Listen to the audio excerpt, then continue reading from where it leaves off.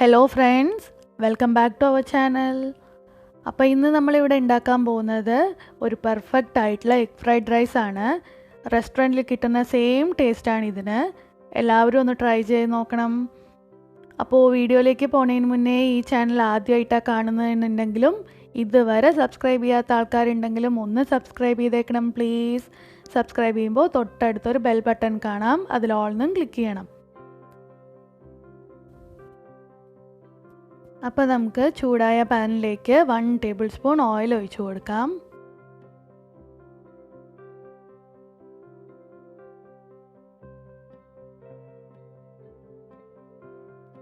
അതിനുശേഷം ലോ ഫ്ലെയിമിൽ വെച്ചിട്ട് നമുക്കിതിലേക്ക് 3 മുട്ടയോളം ആഡ് ചെയ്ത് കൊടുക്കാം. ആവശ്യത്തിന് ഉപ്പ്, 1/4 ടേബിൾ സ്പൂൺ പെപ്പർ പൗഡർ. എന്നിട്ട് നമുക്കിത് നന്നായി ഒന്ന് സ്ക്രാമ്പിൾ ചെയ്തെടുക്കാം.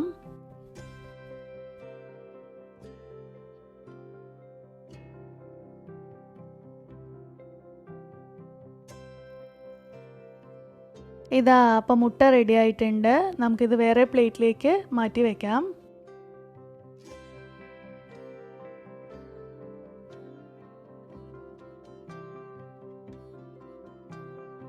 അടുത്തതായിട്ട് നമുക്ക് സെയിം പാനിലേക്ക് തന്നെ 3 to 4 ടേബിൾ സ്പൂൺ എണ്ണ ഒഴിച്ചു കൊടുക്കാം.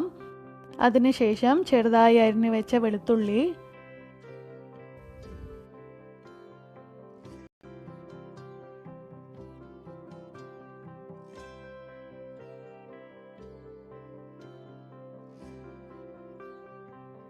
കാൽ കപ്പ് വലിയ ഉള്ളി ആഡ് ചെയ്ത് കൊടുക്കാം. ഒരുപാട് സോട്ട് ചെയ്യേണ്ട ആവശ്യമൊന്നുമില്ല, കുറച്ച് നേരം ഒന്ന് സോട്ട് ചെയ്ത് കൊടുത്താൽ മതിയാവും.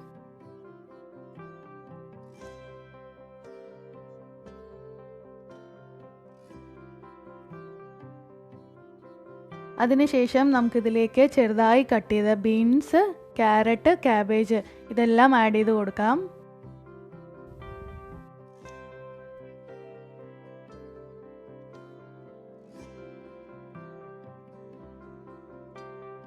ഇതെല്ലാം ആഡ് ചെയ്തതിന് ശേഷം നമുക്ക് ഹൈ ഫ്ലെയിമിൽ വെച്ച് 1 മിനിറ്റോളം സോട്ട് ചെയ്തെടുക്കാം.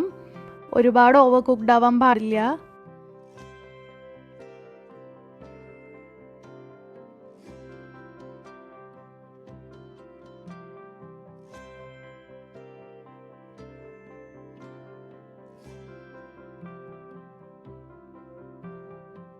അതിനുശേഷം നമുക്കിതിലേക്ക് 1 table spoon soya sauce add ചെയ്ത് കൊടുക്കാം. 1 ടേബിൾ സ്പൂൺ ടൊമാറ്റോ സോസ്.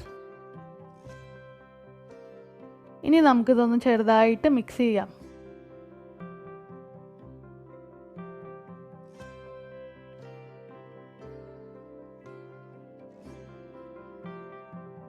ഇനി നമുക്ക് ഇതിലേക്ക് ഓൾറെഡി പ്രിപ്പയർ ചെയ്ത് വെച്ച എഗ്ഗ് ആഡ് ചെയ്ത് കൊടുക്കാം.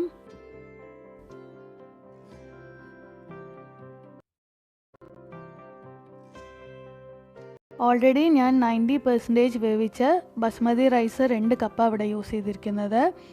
അപ്പോൾ നിങ്ങൾ കുക്ക് ചെയ്യുന്നതിന് മുമ്പേ 30 മിനിറ്റോളം ബസ്മതി റൈസ് സോക്ക് ചെയ്യാൻ വെക്കണം. ഒരുപാട് കുക്കായി പോകരുത്, വെറും 90% കുക്ക്ഡ് ആവാൻ പാടുള്ളൂ.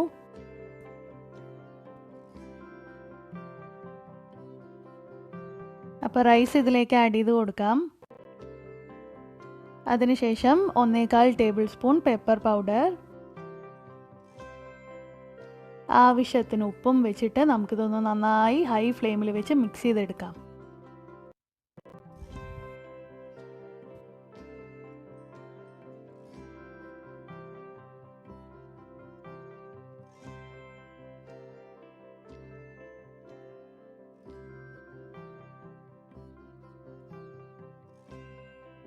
അപ്പോൾ ഇതാ നമ്മുടെ എഗ് ഫ്രൈഡ് റൈസ് റെഡി ആയിരിക്കുകയാണ്.